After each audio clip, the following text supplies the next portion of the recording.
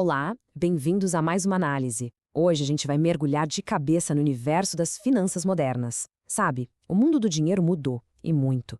Essa nossa conversa, que tem como base estudos como os do Raul Abreu, que é gestor hospitalar, é para quem está na liderança, precisando tomar decisões inteligentes num cenário que não para de se transformar.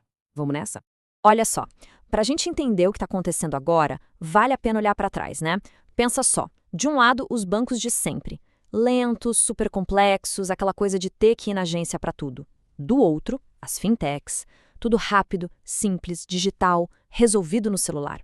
Essa imagem aqui não é só sobre ser mais rápido, não. É sobre uma transformação total em como a gente lida com o nosso dinheiro. Então, o nosso roteiro hoje está bem direto. A gente começa com essa revolução digital nas finanças e quem faz parte desse novo jogo. Depois, vamos falar de uma coisa super importante, os 5 Cs do crédito. E claro, gestão de riscos, né? Para fechar, a gente vê quais são as decisões financeiras que realmente importam para qualquer negócio. Bora lá! Certo, começando pela revolução financeira digital. Basicamente, a gente está falando de como a tecnologia virou o mundo do dinheiro de cabeça para baixo. A partir de mais ou menos 2010, a internet não só mudou, ela praticamente recriou o mercado financeiro. Tudo ficou mais acessível, mais democrático e, nossa, muito mais rápido. Mas afinal, o que define uma fintech, né? É simples, na verdade. Pensa assim. Tudo é 100% digital, nada de ir em agência. O acesso é total pelo celular, pelo computador, e qualquer problema se resolve à distância. O grande lance aqui é ser ágil e ter taxas menores, porque toda essa eficiência digital acaba sendo repassada para quem usa o serviço. Ok, agora vamos entender o cenário completo. É o que a gente chama de ecossistema das fintechs, porque, olha, essas empresas não aparecem do nada, isoladas. Elas fazem parte de uma rede bem complexa, com um monte de gente, ou melhor, de empresas e instituições, que ao mesmo tempo colaboram e competem para definir o futuro do mercado. E quem está nesse ecossistema final? Bom, primeiro, as próprias startups fintechs, né? Elas são um motor de tudo. Aí vem os bancos tradicionais, que às vezes são parceiros, às vezes são concorrentes. Temos o governo, que define as regras do jogo, a regulação, os desenvolvedores de tecnologia, que são a base de tudo isso, e o mais importante, no centro de tudo estão os usuários. São as nossas necessidades que movem toda essa engrenagem. E o legal é que esse ecossistema é super diverso. As fintechs não fazem uma coisa só. Elas atuam em várias áreas. Pagamentos, empréstimos, gestão de investimentos, até crowdfunding.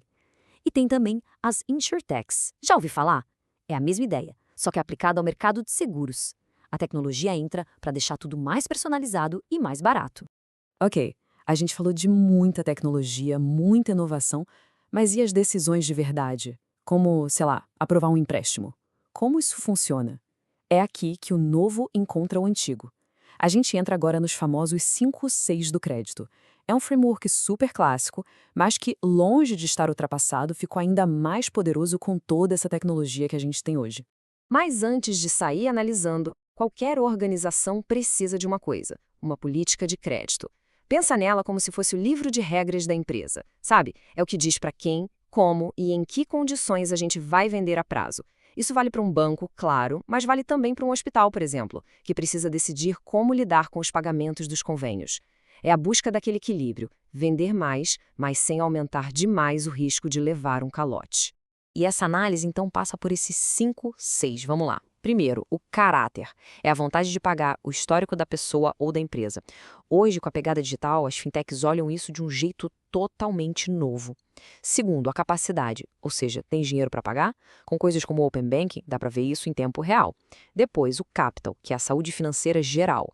O quarto é o colateral, que são as garantias. E, por fim, as condições. Como é que está a economia lá fora? A inteligência artificial hoje ajuda a gente a ter uma visão bem mais clara disso tudo. Bom, e falar em crédito e calote nos leva direto para o próximo ponto, a gestão de riscos. Porque, no fundo, toda decisão financeira é uma aposta, né? Uma aposta no futuro. E se tem uma coisa que a gente sabe sobre o futuro é que ele é incerto.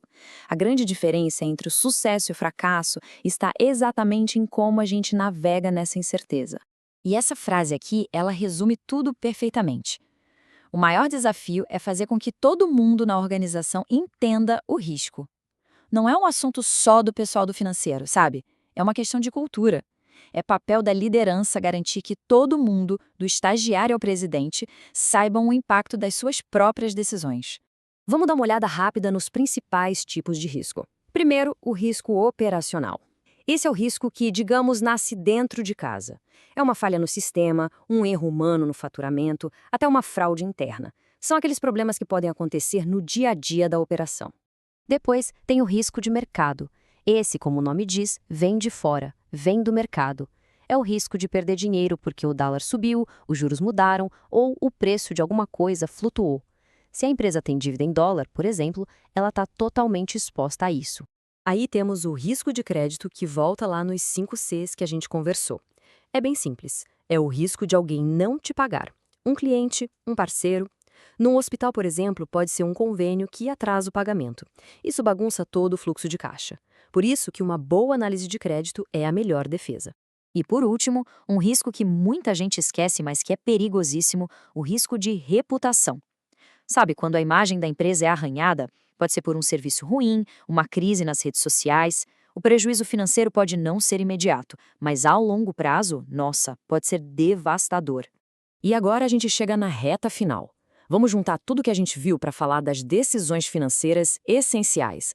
Porque, no fim das contas, o objetivo de uma boa gestão não é só ter lucro no fim do mês. É criar valor de verdade, um valor que se sustenta com o tempo. E para entender isso, tem uma diferença que é fundamental. De um lado, o lucro contábil. Pensa nele como uma foto do que já passou, o que entrou de receita, o que saiu de despesa. É importante, mas é só uma foto. Do outro lado, a gente tem o lucro econômico. Esse é o filme do futuro. O foco aqui é na capacidade de criar valor, de gerar caixa daqui para frente. É aqui que os bons gestores concentram energia. E essa criação de valor no dia a dia se resume a 3 grandes decisões, que estão sempre conectadas. A primeira é a de investimento, onde a gente coloca o nosso dinheiro. Compra equipamento novo, abre uma filial. A segunda é de financiamento. Como a gente vai pagar por isso? Com dinheiro nosso ou pegando emprestado? E a terceira é a de dividendos.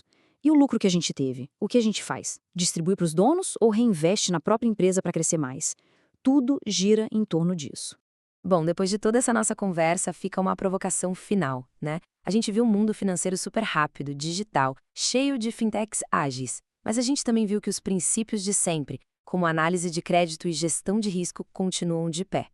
Então a pergunta para a gente pensar é, nesse mundo de finanças que acontecem num piscar de olhos, será que as velhas regras do jogo não ficaram, na verdade, mais importantes do que nunca?